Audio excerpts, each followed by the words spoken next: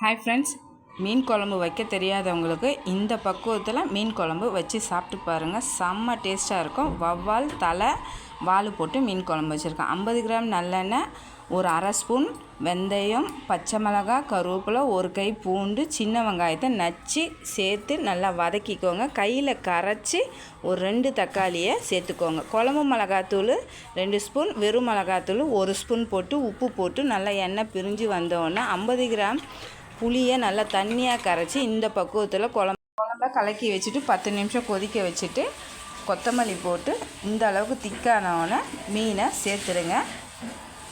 தலையும் வால் சேர்த்து ஒரு 5 நிமிஷம் கழித்து மிக்ஸ் பண்ணி சாப்பிட்டு பாருங்கள். செம்ம டேஸ்ட்டாக இருக்கும். குழம்பு வைக்க தெரியாதவங்க கூட இது போல் வச்சு சாப்பிட்டு பாருங்கள். கண்டிப்பாக நீங்கள் வச்சதானே உங்களுக்கு சந்தேகமாக இருக்கும். செம்ம டேஸ்ட்டாக இருக்கும்.